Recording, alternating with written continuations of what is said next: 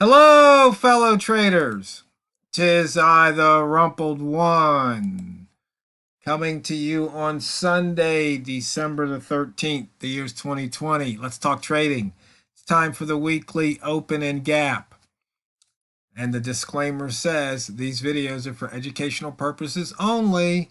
Your results may differ from mine. So let's just jump right into it. As you can see here, the pound dollar gapped up 129 pips. All of the pound pairs gapped up. And in fact, I was on the road driving when the market opened, and I got a text message from one of my trading buddies. And he says, "Hey, the pound gapped up." So I just right there on my I put on a half a position. I just went short, and I was short. I'm short at 33.20. I wish I would have been there for the open. I would have been short at 33.50. And I wrote it. It went it all the way down here. I'm looking for it to hit the pivot. So I'm just going to see if I can get a nice big trade. But yeah, I was up 30 pips when it hit that low of 89 there, 90. But as you can see now, I'm only up about 5 pips or so. So we'll just see what happens here. But I really think it's going to punch out. Maybe I should move the stop to the 32.79, the weekly pivot, but I'm looking for the daily pivot. In fact, maybe that is the daily pivot now that I think of. No, this is the weekly pivot. This is the week chart here. On the daily, once again, you can see here we started out here in the opening range for the month right here. You see it's already penetrated it once and it's penetrating it again. So we'll just have to wait and see what happens. And here on the daily chart, you can see here we're 67 pips above the yearly high, 7 pips below the month. I'm sorry, 67 pips below the yearly open. We're 100 or 226 pips above the yearly high there. We're already 42 pips below the weekly open. So once again, I hope somebody nailed these right at the open. I mean, on a huge gap like that, you almost just have to just go ahead and just, see what happens. You just have to take a chance, put your stop in there in case it runs the wrong way. Okay, we came down to that 32.89, which was the low for that inside bar right there. It touched it and bounced.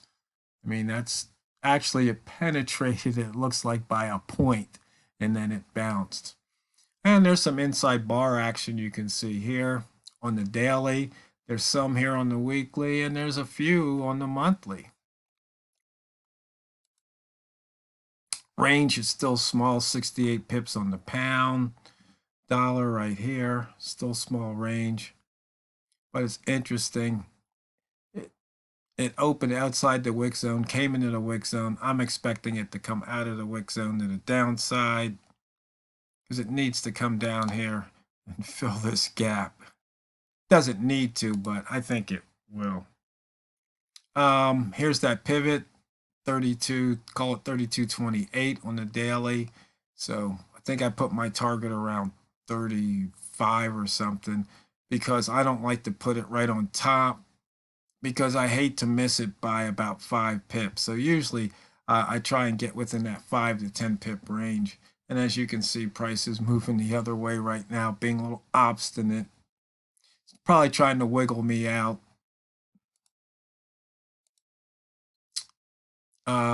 68 pips on the rat zone here. So the daily range, so the rat zones are in effect. It actually came in and out.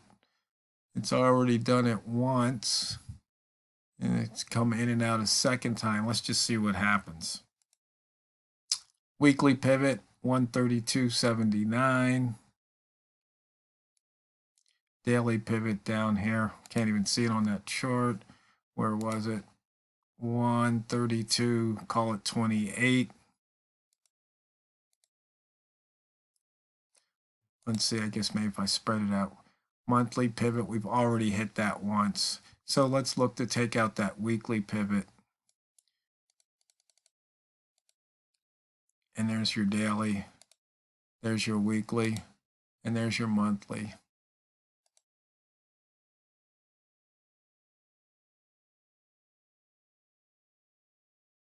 So we've had a couple of missed pivots.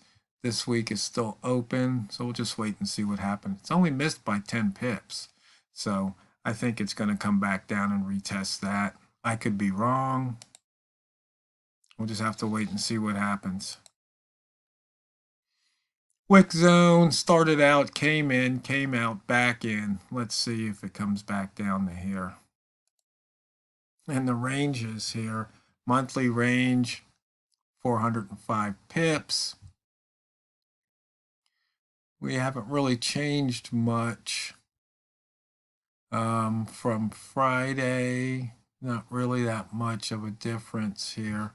If we switch over to the week, you can see we had 344 pips for their weekly range last week. We didn't break out of the high, but we did break out of the low, 154 pips.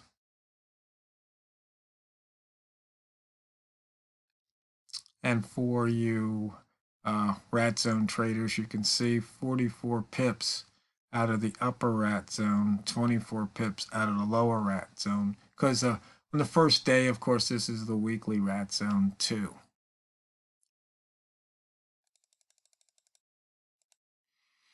Looking at the ATRs, you can see here that the open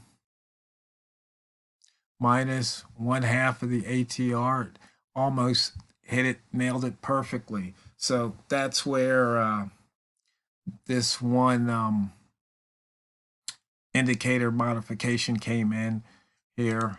And just to show you, we're using the ATR lines right here, I believe. Yeah, because we're not using the high lows. Actually, we were using them both. I forgot we are using them both. So you can see here, D1 low plus the ATR, D1 low plus the ATR, so that's the upper, and here's the lower. Very interesting. If we cover that pivot, we would be in the ATR zone to the downside. So this should get interesting.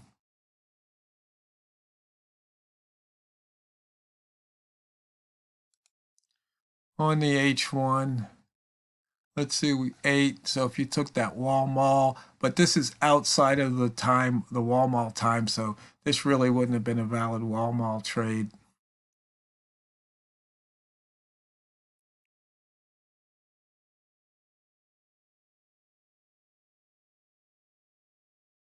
But you can see here, we still have that huge gap. I'm just looking for it to fill. It might not. We'll just have to wait and see what happens. I'm trying to remember, were there any questions? I don't think I received any questions over the weekend since the last video. There's just a few comments.